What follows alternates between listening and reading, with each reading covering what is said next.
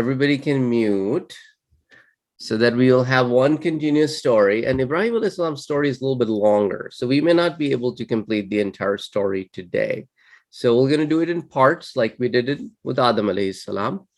So Ibrahim alayhi salam was born in Babylon. Do you want me to show you the map first? I'll show you the map first. That will make it a little bit easier. Okay. So you guys can see the map here. Babylon is over here at the top where I'm moving my mouse in red color. Okay. The stories of the prophets we talked about, let's say Hud alayhi salam was down south of Makkah in Yemen. Salih alayhi salam was up north. So we were only traveling south and north on this side. Now we're going to the other side. This is where Iraq is, right? Present day Iraq, going into Iran. All of this region, that's where the Babylon was. So somewhere around in the Babylon, Ibrahim alayhi salam was born. And then you see these arrows that show his travel path. When he left Babylon, he went to Haran. From there, he went to Aleppo, which is in Arabic called Halab. Halab in Arabic, Aleppo in English. Then he went to Jerusalem, Hebron. He went all the way to Makkah, where Ismail alayhi salam was born. And then he used to go back and forth between Hebron and Makkah, because Ishaq alayhi salam was in Hebron and Ismail alayhi salam was in Makkah. So he used to travel back and forth between the two sons. We'll talk about that later on. But so when Ibrahim alayhi salam was about to be born, that was the time when Babylon was ruled by King Namrud. And Namrud was an evil king in a sense that everybody was doing either idol worshiping or were doing star worshiping. They believed in astrology. They would believe that stars decide our fate. They would go to idols, and it was like those crazy things that the people of Hud and the Salih alayhi salam people were doing and Nuh alayhi salam people were doing. They were also doing something similar. So some of the holy priests of them, they came to the king and said, you know what? We believe that your kingdom is about to end soon. He said, why? They said, because we believe that a child is to be born in Babylon, and the child will challenge you and our religion. So Namrud said, what should I do? They said, then figure out who is getting born in so-and-so place and kill all the children who are born. So the Namrud said, okay. So he traveled to that place and he said, I will stay here till everybody who is born and it's a boy gets killed. So Ibrahim alayhi salam parents got worried because he was about to be born. So his dad, whose name was Tariq, and some people say his name was Adar, maybe he had both names. Maybe his real name was Tariq, and since he was also an idol worshiper, some people say that he used to worship an idol called Adar. That's why he was called Adar. And some people say that no, Adar was his uncle, Tariq was his dad. Since we don't really know, historically, there are differences of opinion. So anyway, whatever is the case, his father hid him and his mother in the basement. And Ibrahim alayhi salam was born, and Namrud stayed, and he made sure all the kids who were born are killed. Then he went back and he brought all his priests and said, you are liars. Nothing happened to me. Go away. Don't come back to me. So Ibrahim alayhi salam was saved. And then his father was like, okay, now that Namrud has declared that there is no more threat to his kingdom, let me take Ibrahim alayhi salam out. So Ibrahim alayhi salam came out, and Ibrahim alayhi salam, when came out, he was like a few years old, just a kid. And then his father took him around and said, Ibrahim, see, this is cow, this is goat, this is sheep, because he was seeing things for the first time. So he was introduced to all these things. And then Ibrahim alayhi salam was like, that's interesting. There's so many living things around me. They're trees, they're animals, they're stuff. There has to be somebody who created them. They could not have been created by themselves. And then he was thinking like that, and he started expressing it to the other people. So his dad said, of course, the idols, the gods. Ibrahim salam is like, that doesn't make sense.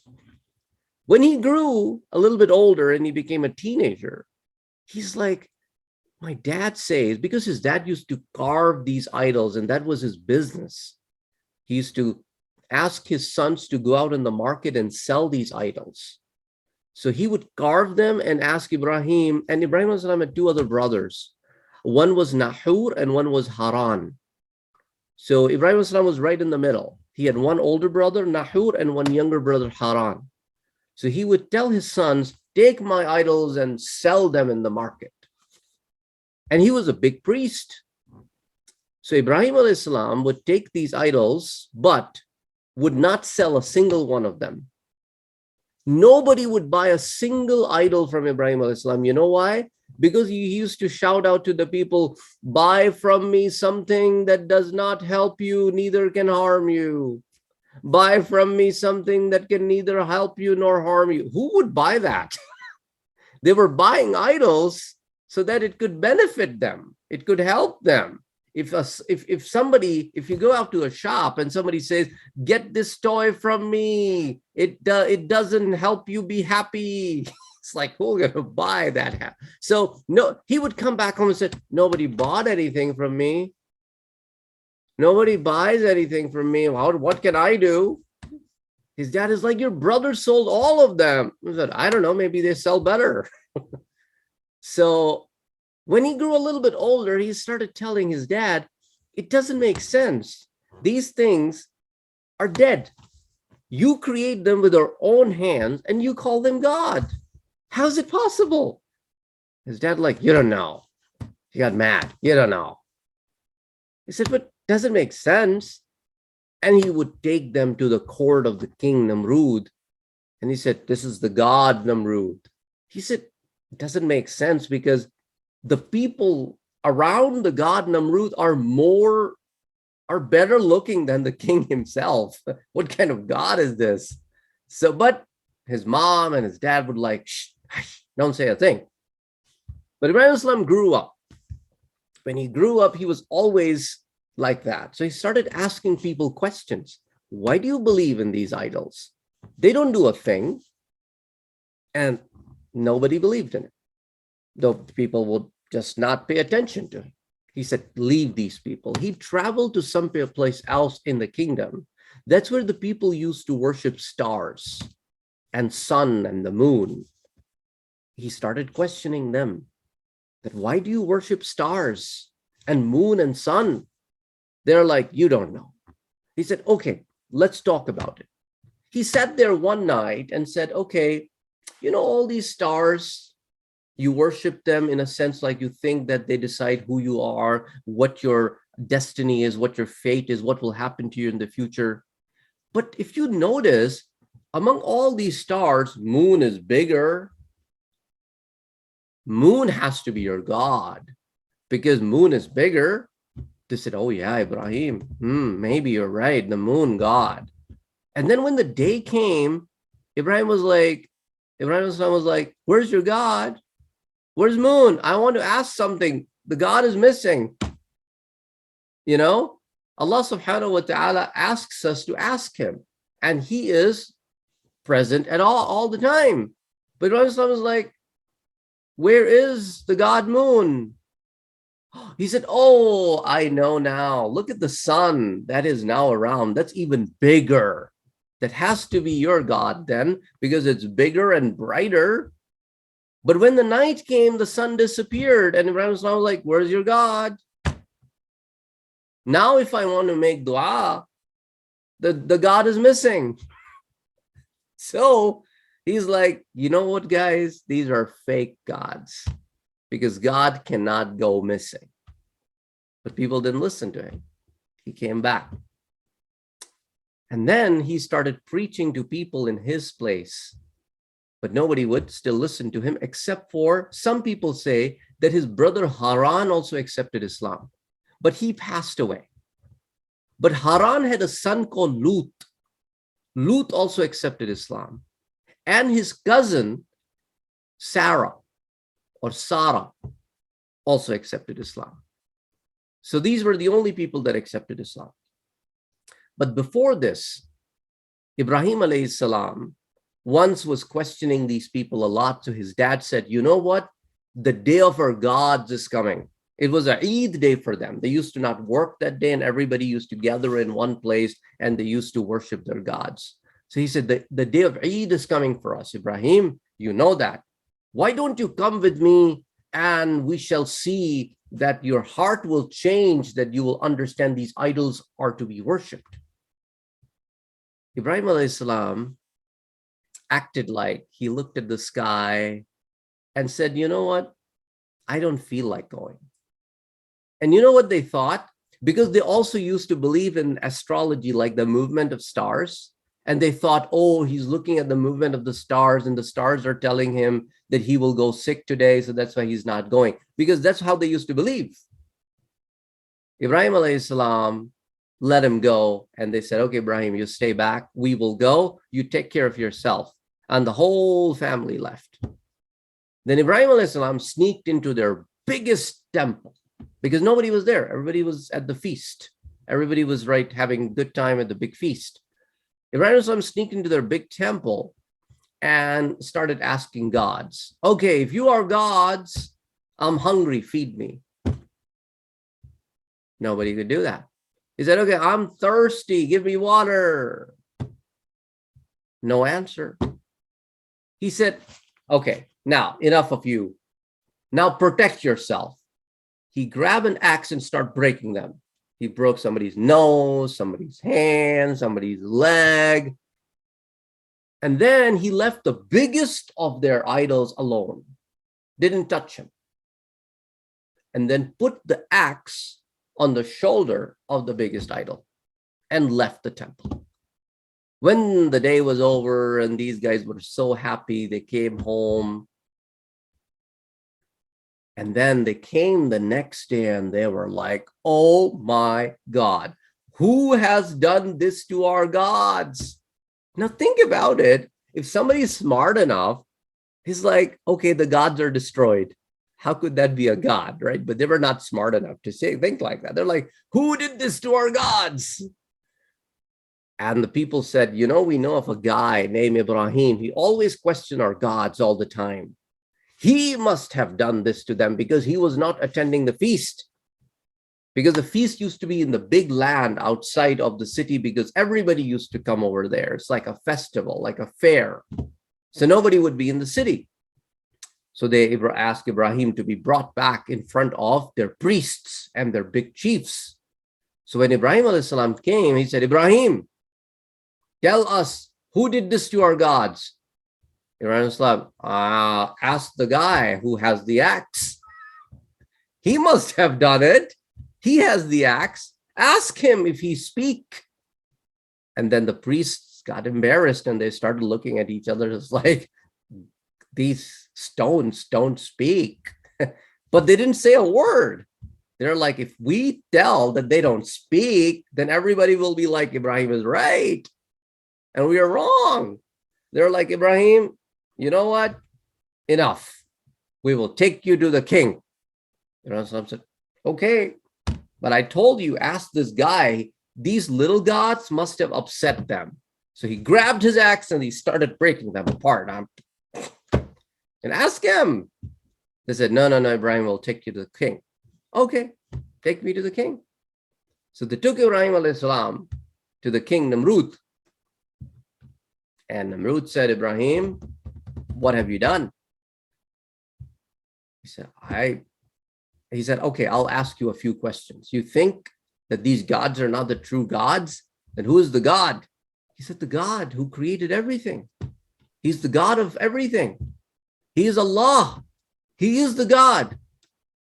These are all fake gods. He said, okay, what can your God do, Ibrahim?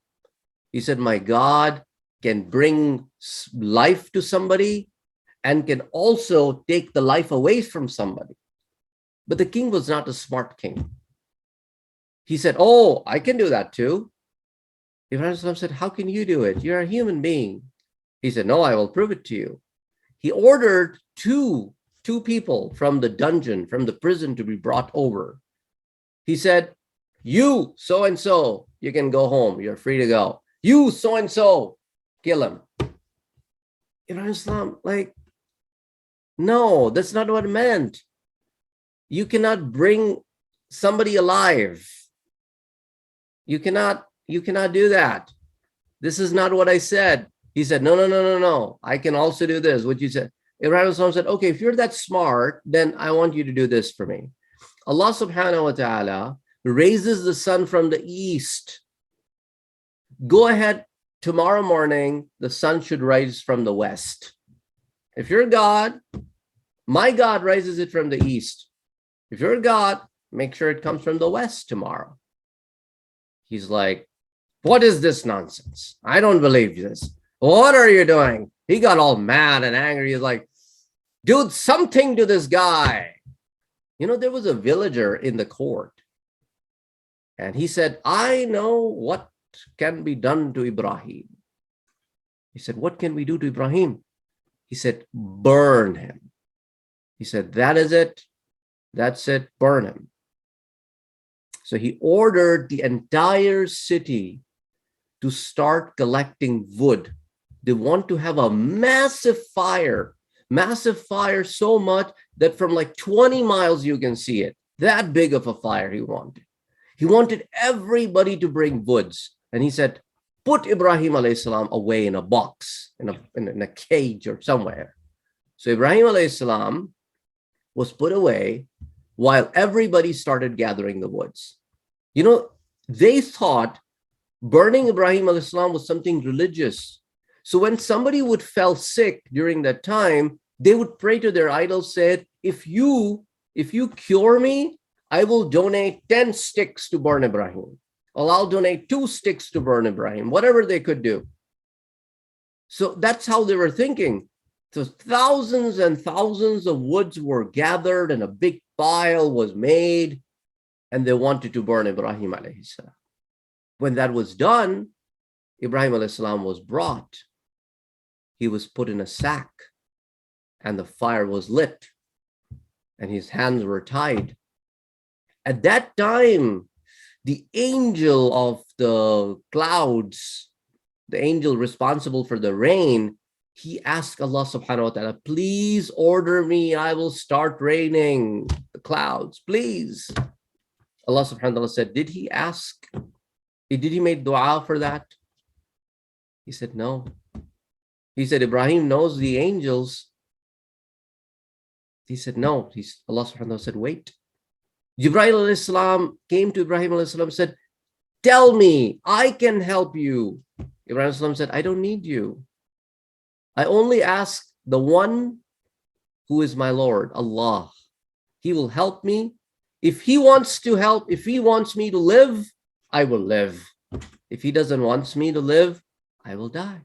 In his way, in his path today. All the animals, all the birds, they, to their capacity, made sure that the fire doesn't go too big. So some animals carried some water and started putting it on the fire, but this was a massive fire. When Ibrahim alayhi salam was launched in a catapult, you know, those things that you tie rocks to and then you let go and then it goes like this. So he was let go. At that time, Allah subhanahu wa ta'ala ordered the fire, Ya nar, O fire, kuni barda, be cool. If Allah subhanahu wa ta'ala stopped over there, then the fire would have turned into massive cold. And Ibrahim Islam might have died of cold. So Allah subhanahu wa ta'ala added another order. Ya nar kuni bardan wa salama. Cool down, but peaceful. Don't get too cold. At a room temperature. Become a room temperature. So Ibrahim Islam, when landed in the fire, the only thing the fire burned were the ropes that he was tied with. And he landed in the fire safe. And everybody around him is looking at him. He landed in the fire doesn't touch him. Nothing. And they were like, how is that possible? Things burn in the fire. But Ibrahim al-Islam is standing there. Then an angel came with some clothes from Jannah that Ibrahim al-Islam wore. He stayed inside the fire for 40 days. And the fire inside was turned into a garden. And people outside were looking into it. But if anybody tried to go closer to fire, they would be like, oh, I'll burn. But inside the fire, Ibrahim al-Islam was so sound, safe, wearing the clothes from Jannah, eating the foods from Jannah. And when Namrud was told that that's what's going on, he got mad. He said, build me a big tower. I want to go on top of the tower and peek inside to see what's going on. So a big, massive tower was built for Namrud. He went on the tower and he peeked inside. He's like, oh my God, Ibrahim is having a good time in the fire. How is that possible? Looks like his God is the true God. But I will not going to believe in it. And we will stop here and we will continue next time for what happened in the fire and who went and met with Ibrahim alayhi salam inside the fire and how Ibrahim came out of the fire, Ibrahim alayhi salam, and what happened after that and why he left Babylon. All of that we will talk about next time. But for now, in the last few minutes, we will look at the questions.